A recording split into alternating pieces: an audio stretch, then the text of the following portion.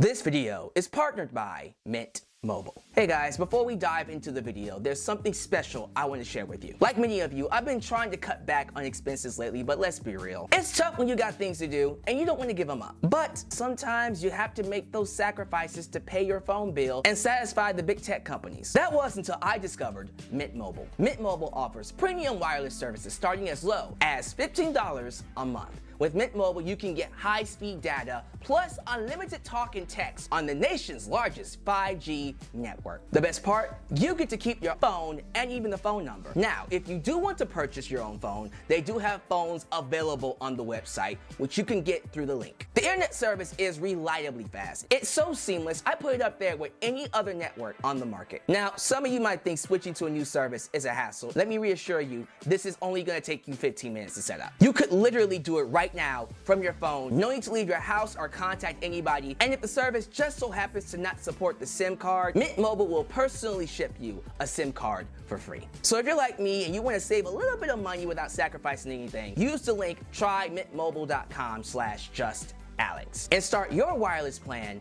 today as low as $15 a month. Don't lose out on this opportunity. Start saving money by switching to Mint Mobile today.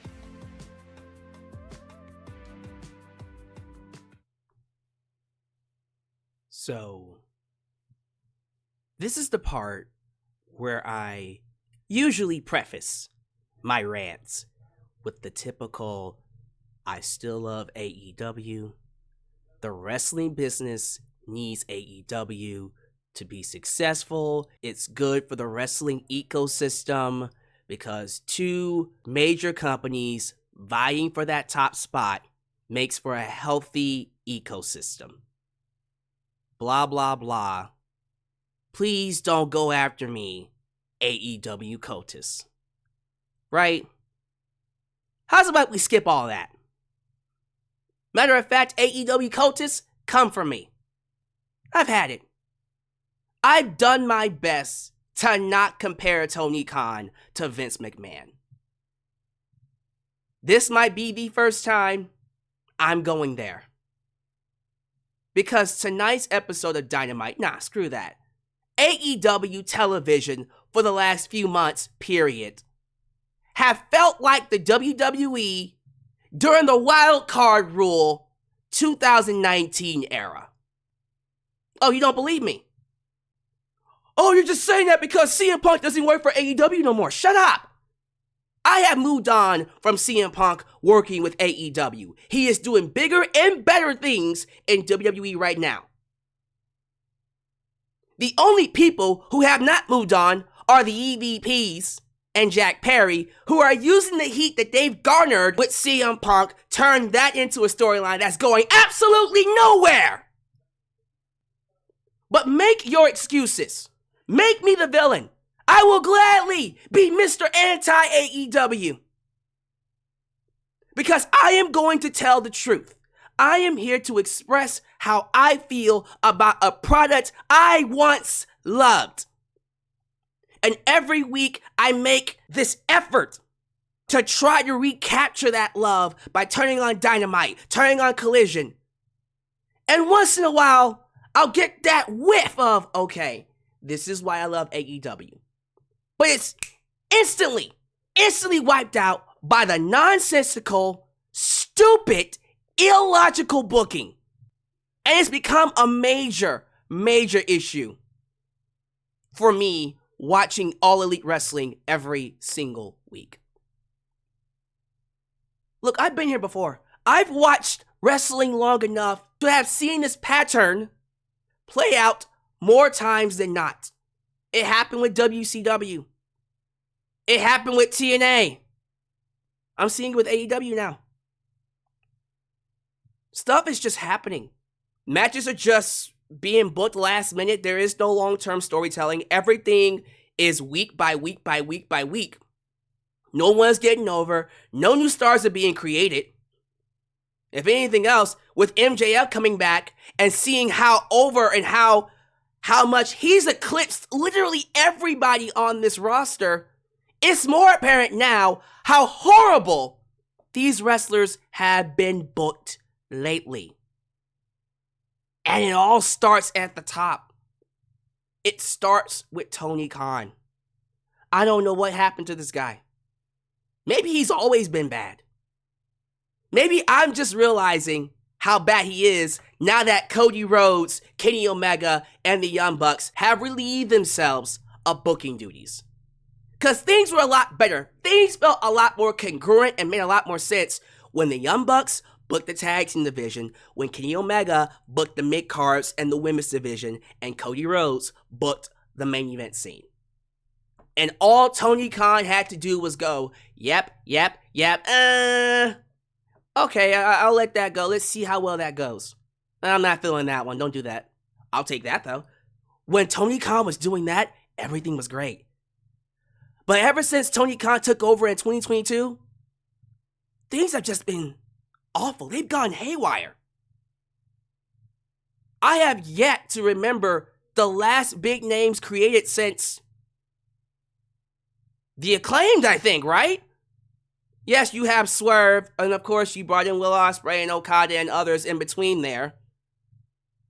But for the most part, the last major hit to come from AEW has been the Acclaimed. That's not good. Swerve is great. And I feel like Swerve could be an even bigger hit than the names I just gave you. But with his booking right now, I don't know if that's going to be the case. I'm happy he's world champion. I'm happy he's getting some spotlight now. Since he's in a feud with Will Ospreay, that will be the main event. It has to be. You're not topping that. That's an all-in main event being given to us at Forbidden Door. So because of the stature and the importance of this match, he's instantly the most important person, I would think, on the show now. That should be the case going forward. Period. But tonight's episode was a prime example of a show with awesome wrestling, hampered by nonsensical, illogical booking. Let's start with the main event.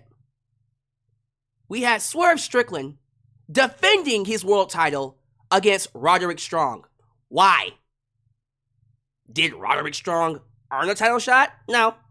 Will Ospreay earned the title shot in that Forbidden Door Casino Battle Royale, whatever you call it, gauntlet match. He at least earned a title shot. But apparently, let me get this right, Roderick Strong was supposed to be in the match.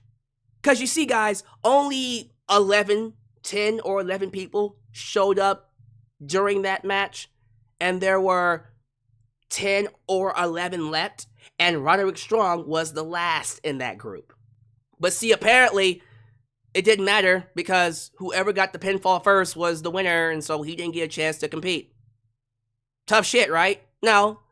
Roderick Strong went to complain about it to Tony Khan and said to him, I should get a title shot because I didn't get a chance to compete in a match where the rules were whoever gets the first pinfall gets a title shot.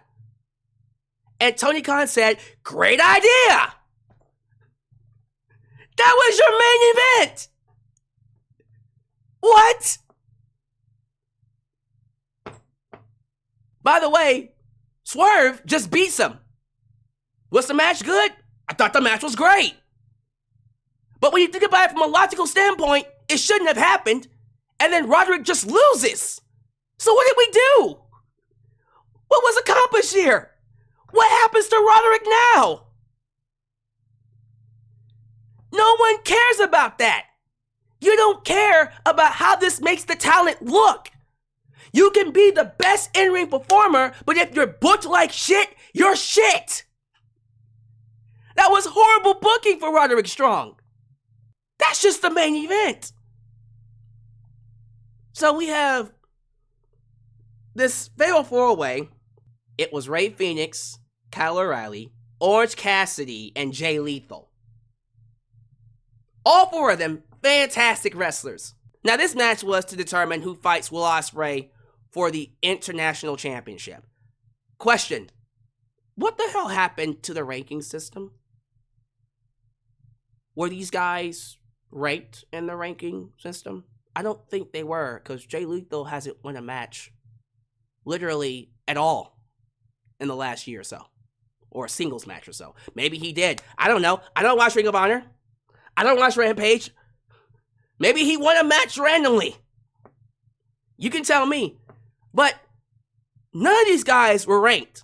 So why are we giving them an opportunity to fight for the international championship then? Because, why not? It's a great match, right? Yeah. It was an awesome fatal 4-way. Sure.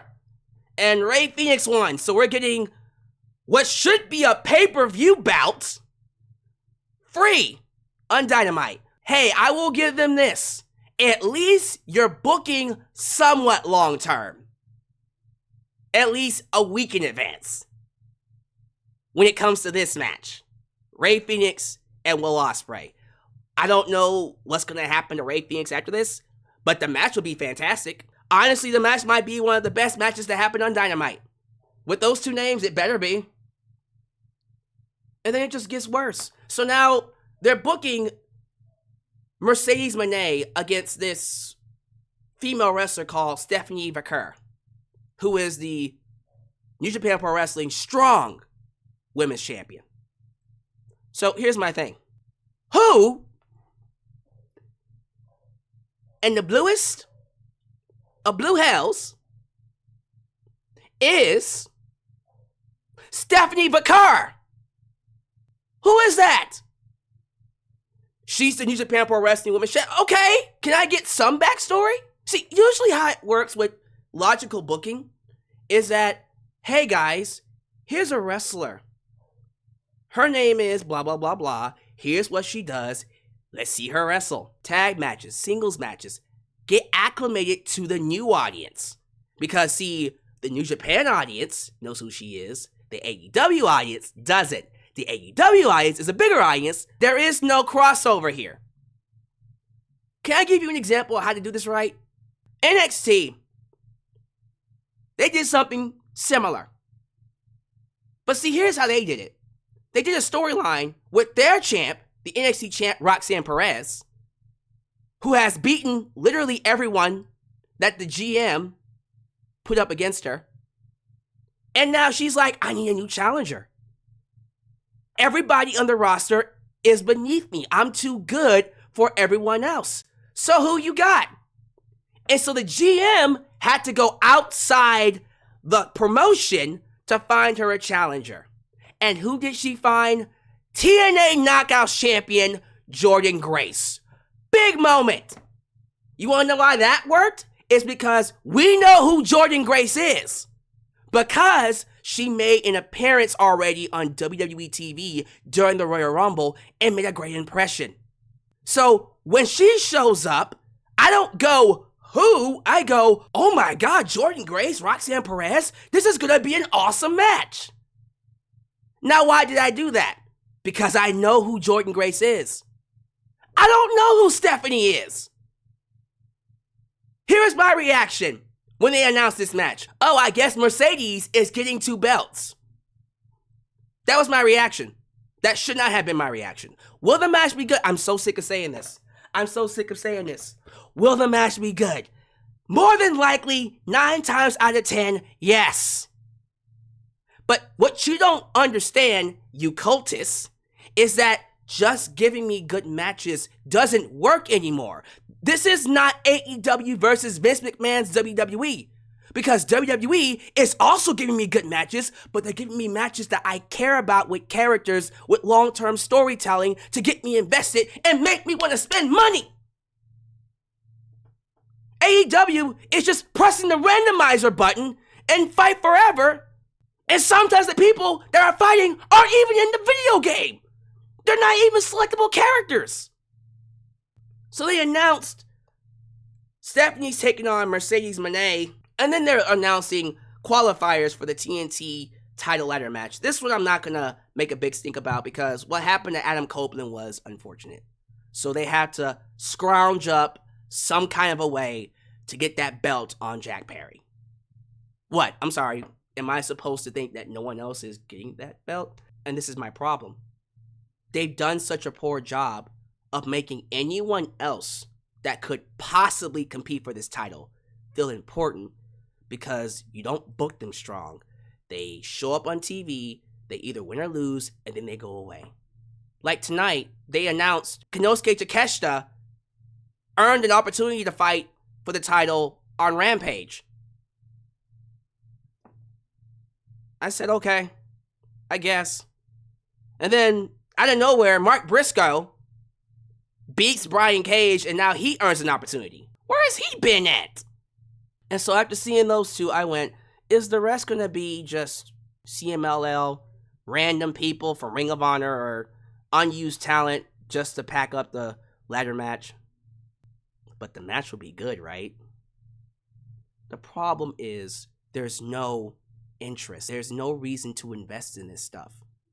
You already know Jack Perry is going to win that title, and that's fine. Can we at least create some heat to where fans would pay good money not to see him win and want someone else to win? Like, I don't know, Konosuke Takeshita? It's just people who are being thrown together in random matches with no story or a reason to care. This is not good.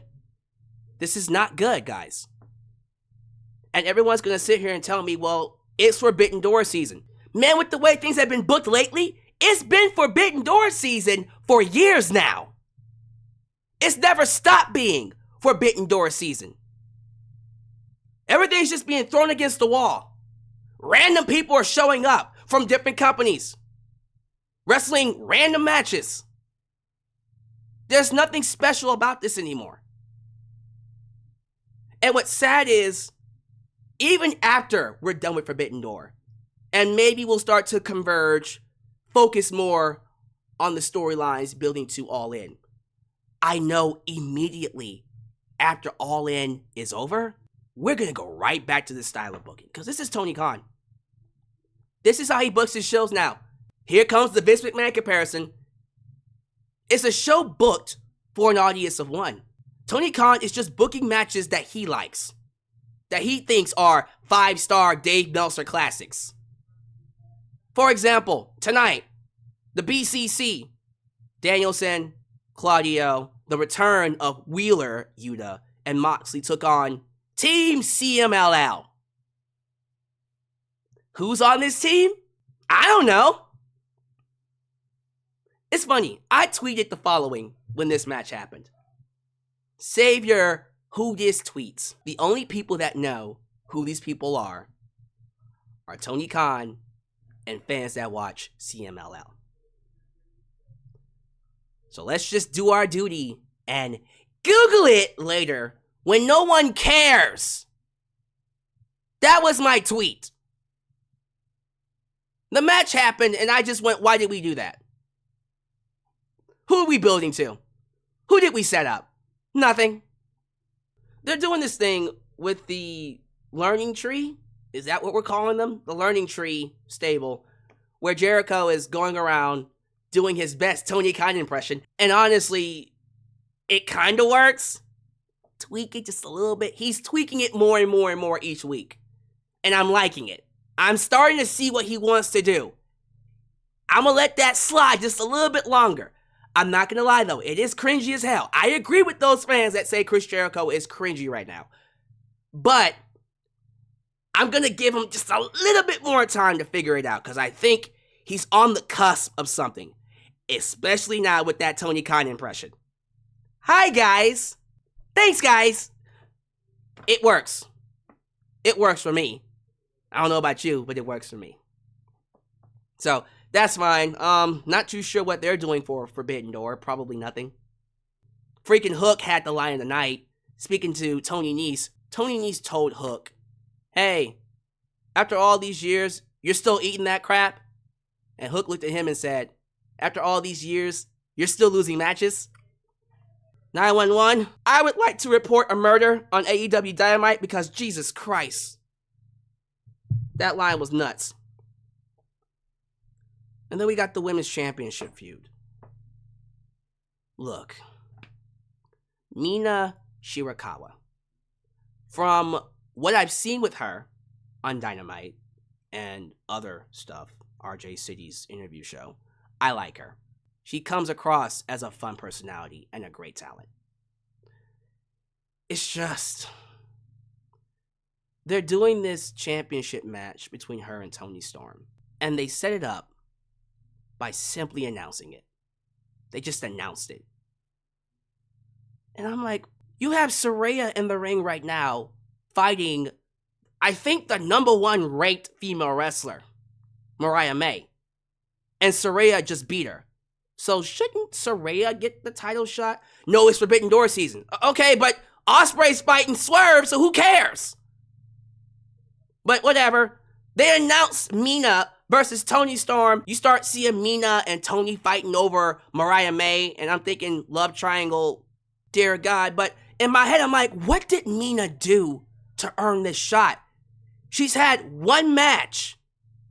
Last I checked, unless she wrestled on Ring of Honor or a Rampage match. On Dynamite, she's had one match against Anna Jay, right? And that's it. How is she even ranked? And then people stopped me and said, but Alyx, did you know that Toni Storm challenged Mina to a match on Stardom? Did you say Stardom? Yeah, Stardom. Someone sent me the clip. A random episode of Stardom. They had their AEW Women's Champion appear on a show that I don't even know how you watch to announce a match for their pay-per-view! Oh, but it's had long-term storytelling implications. What long-term story? Mina appeared randomly on a Dynamite and kissed Mariah? And so now there's a love triangle, some kind of a struggle for Mariah's love?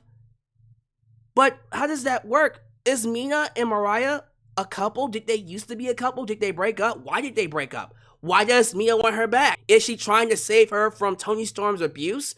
Last I checked, Toni Storm has not been abusing her because Toni's a babyface.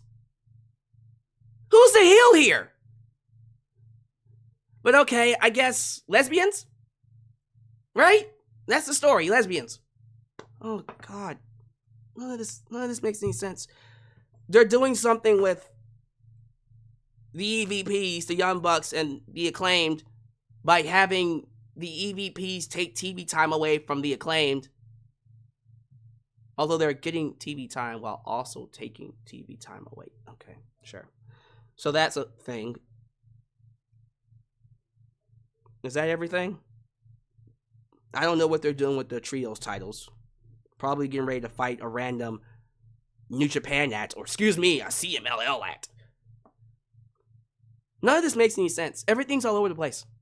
I'm not asking AEW to make leaps and bounds across the universe. I'm asking them to give me logical storytelling.